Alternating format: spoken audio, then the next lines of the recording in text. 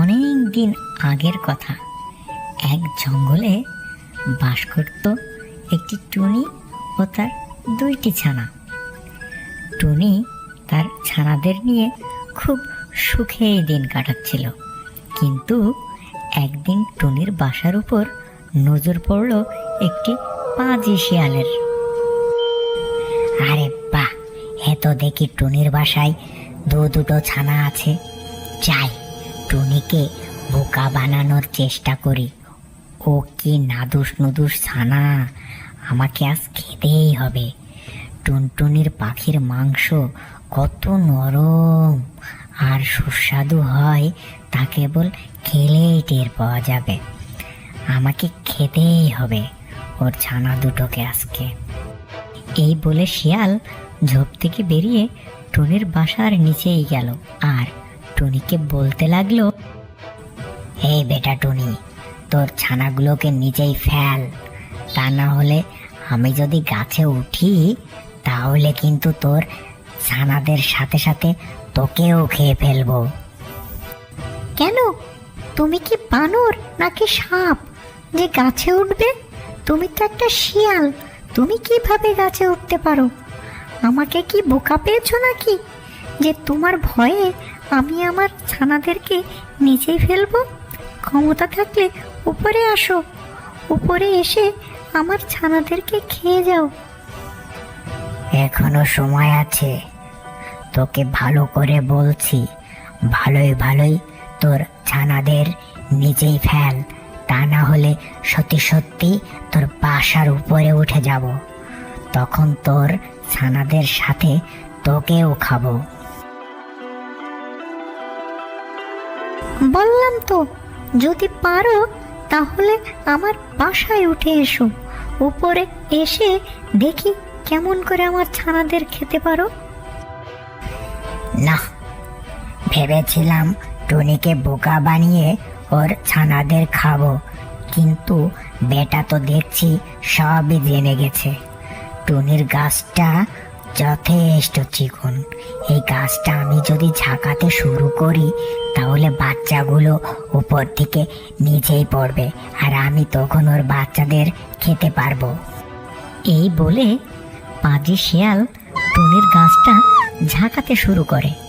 জোরে জোরে ঝাঁকুনির ফলে টুনির বাসা থেকে তার ছানা দুটি নিচেই পড়ে যায় আর দ্রুত শিয়াল ছানা দুটি খেয়ে ফেলে।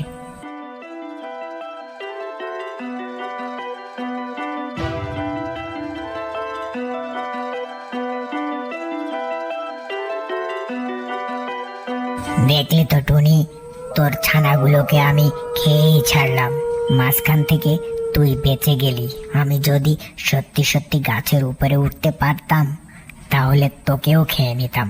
আমি এখন যাই, আবারও তুই ডিম পাড় আর বাচ্চা ফোটা, তারপর আমি আবার আসবো, তোর ছানাদের খেয়ে যাব আমি।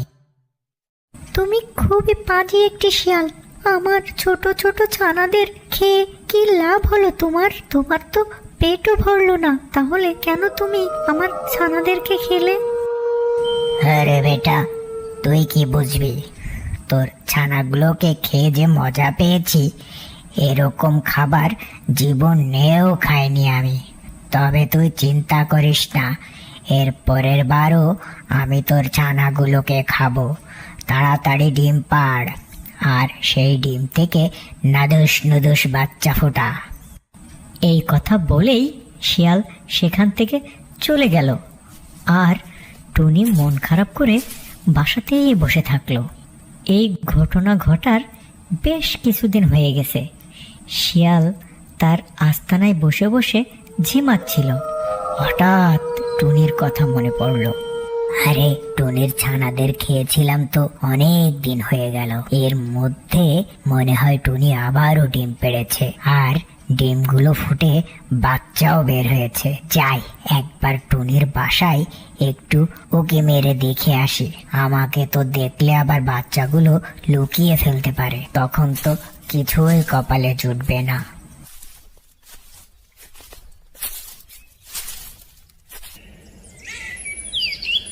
এই বলে শিয়াল গেল টুনির বাসায় আর এদিকে টুনি আরও দুটি ছানা ফুটিয়েছে। আগের মতোই টুনি তার ছানাগুলোকে পাহারা দিচ্ছিল। দুষ্টু শিয়াল ঝোপের আড়াল থেকে দেখলো টুনির বাসায় আগের মতোই নাদুস নুদুস দুইটা ছানা। আরে ওই তো টুনি দেখছি আবারও দুটো ছানা ফুটিয়েছে। না না না, দেরি করা যাবে না, টুনির কাছে যাই, গিয়ে টুনির ছানা দুটোকে চাই। ভালোই ভালোই যদি দিয়ে দেয় কিছুই বলবো না, আর যদি না দেয় আগের মতো আবারও গাছ ঝাঁকুনি দিতে শুরু করব। তাহলে একা একাই ছানাগুলো নিচেই পড়ে যাবে।